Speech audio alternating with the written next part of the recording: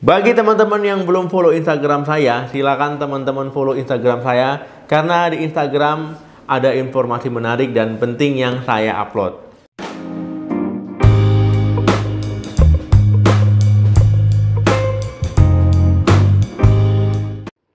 Halo, assalamualaikum warahmatullahi wabarakatuh. Balik lagi di channel saya. Semoga teman-teman semua selalu dalam keadaan sehat. Amin.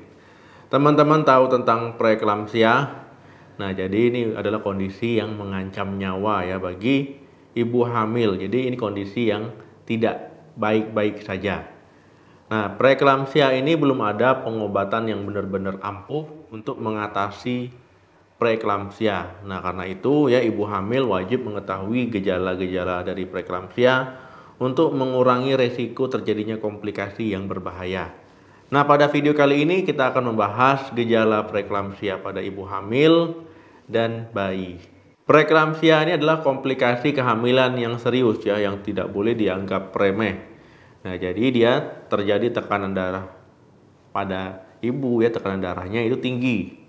Nah, tekanan darah tinggi walaupun sebelumnya ibu hamil itu tidak pernah memiliki riwayat tekanan darah tinggi ataupun hipertensi ya, sebelum hamil normal-normal saja. Tapi ketika hamil ya memasuki usia kehamilan 20 minggu ya tiba-tiba tekanan darahnya menjadi tinggi.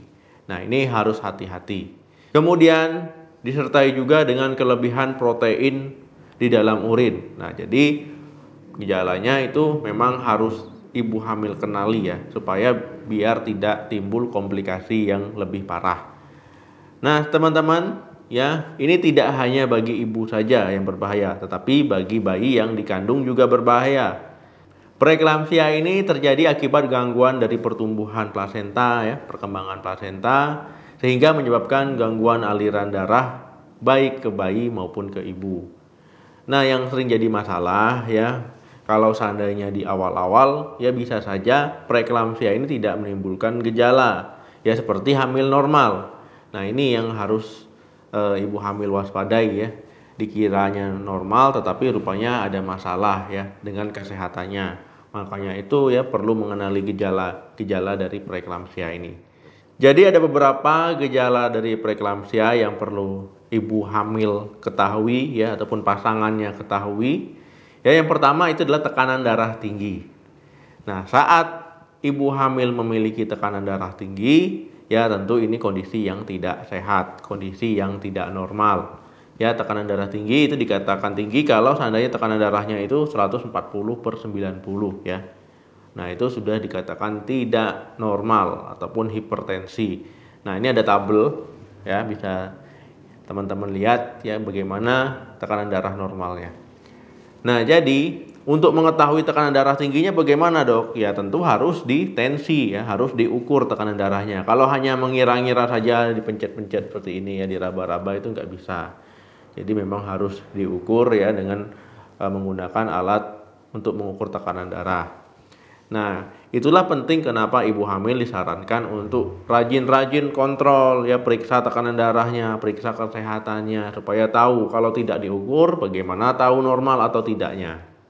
Yang kedua, urin mengandung protein ataupun proteinuria. Nah, proteinuria ini ya terjadi ketika urin kita itu mengandung protein. Nah, normalnya urin itu tidak mengandung protein. Nah, jadi protein itu tidak boleh ya, tidak boleh berada di urin. Ya, itu artinya tidak normal kalau ada. Nah, cara mengetahuinya bagaimana? Ya, tentu ini caranya cara medis ya, harus diukur ya, diperiksa di laboratorium ya, nanti dilihat ya apakah ada protein dalam urin atau tidak. Kalau seandainya tidak ya aman ya, tapi kalau ada berarti ada masalah. Nah, proteinuria ini terjadi karena gangguan filtrasi dari ginjal ya. Jadi ada kebocoran di situ. Nah, yang harusnya urin tadi protein yang nggak boleh lewat, nggak boleh keluar, tiba-tiba ada. Nah, berarti ada masalah ya dengan filtrasinya. Ini akibat tekanan darah tinggi tadi ya, akibat preeklamsia tadi. Yang ketiga, pembengkakan di kaki. Nah, ataupun edema ya. Nah, orang hamil, ibu hamil kalau mengalami edema di kaki ya ataupun pembengkakan di kakinya itu normal sebenarnya. Tapi yang menjadi tidak normal kalau pembengkakannya itu berlebihan ya, bengkak sekali ya. apalagi sampai menekan jari-jari, nah, atau juga bisa bengkaknya sampai ke tangan, ya, ke wajah. Nah, ini harus hati-hati. Kebanyakan orang menganggap kalau bengkak itu normal, ya, bengkak normal, ya, padahal ada juga bengkak yang tidak normal kalau seandainya berlebihan.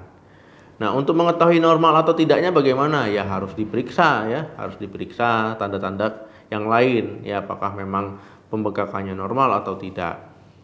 Nah, jadi ibu hamil kalau memang ada bengkak di kaki, ya, sebaiknya itu diperiksakan ke dokter ataupun diperiksakan ke tenaga medis, ya, apakah ini wajar atau tidak.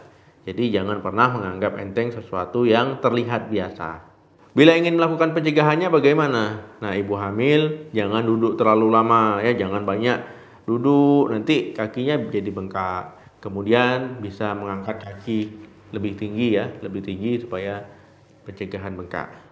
Yang keempat, sakit kepala.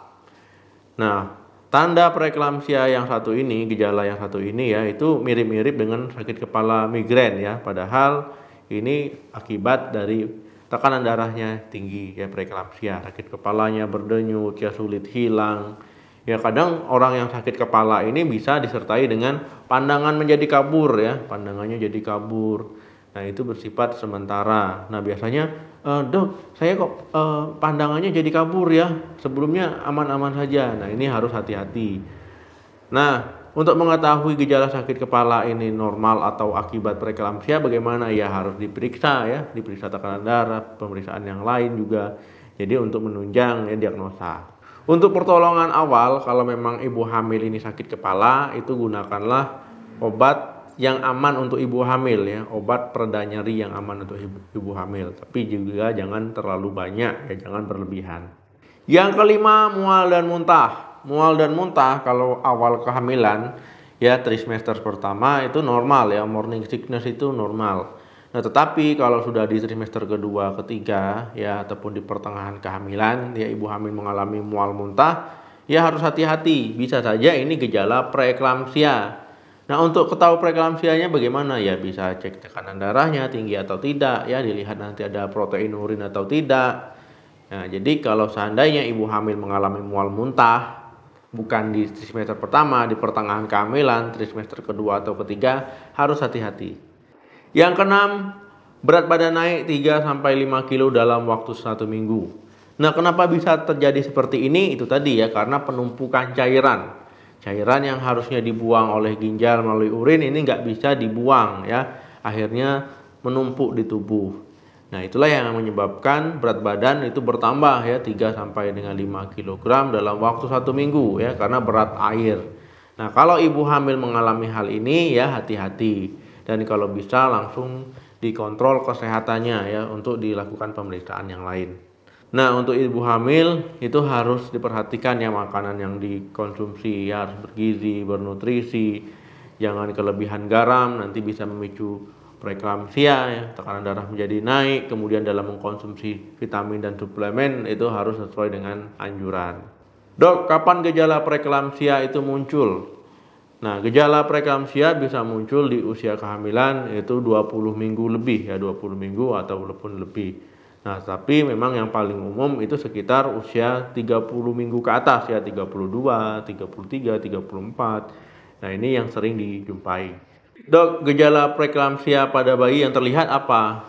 Nah, jadi kalau seandainya ibu hamil mengalami preeklamsia, tentu aliran darah dari plasenta itu kan terganggu, ya, sehingga suplai oksigen, ya, suplai darah, suplai nutrisi itu terganggu ke bayinya.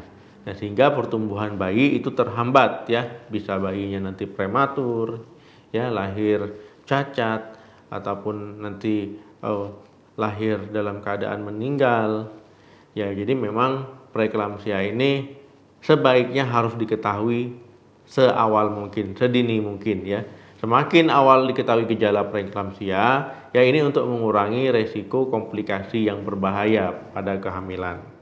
Oke, teman-teman, ya, itu tadi gejala yang bisa diketahui kalau orang tersebut mengalami preeklamsia ataupun hipertensi pada kehamilan, ya. Nah, jadi ini kondisi yang bukan main-main, kondisi serius, ya, karena ini komplikasi kehamilan. Jangan lupa like, share, dan komen di video ini. Sampai ketemu lagi di video saya selanjutnya. Salam sehat, sampai jumpa.